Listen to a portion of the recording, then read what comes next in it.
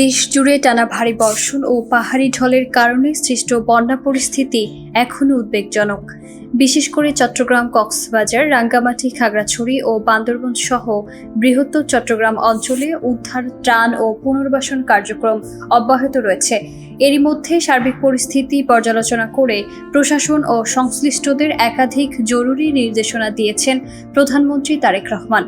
শুক্রবার বন্যা কবলিত বিভিন্ন জেলার জেলা প্রশাসক, পুলিশ সুপার এবং সিভিল সার্জনদের সঙ্গে ভিডিও কনফারেন্সে কথা বলেন প্রধানমন্ত্রী।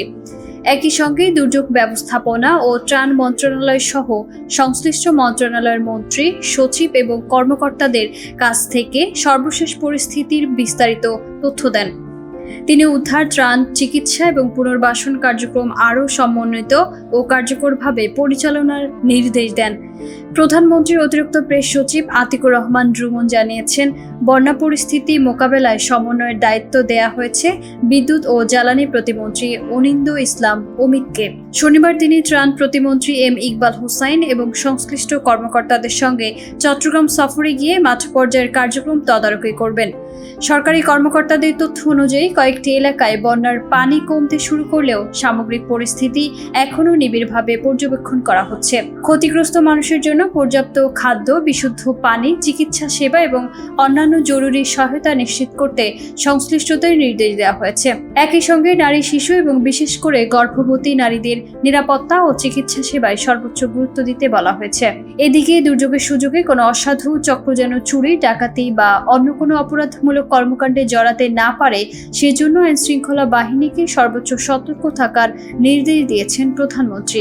অন্যদিকে বন্যা পরিস্থিতির কারণে চট্টগ্রাম বিভাগের সব জেলার মাদ্রাসা ও কারিগরি শিক্ষা বোর্ডের রোববারের নির্ধারিত পরীক্ষা স্থগিত করা হয়েছে। আবহাওয়া বিভাগও কয়েকটি অঞ্চলে আকস্মিক বন্যার ঝুঁকির বিষয়ে সতর্কতা জারি করেছে। দুর্গম এলাকায় উদ্ধার কার্যক্রম অব্যাহত রয়েছে এবং স্থানীয় প্রশাসন সার্বক্ষণিক পরিস্থিতি পর্যবেক্ষণ করছে।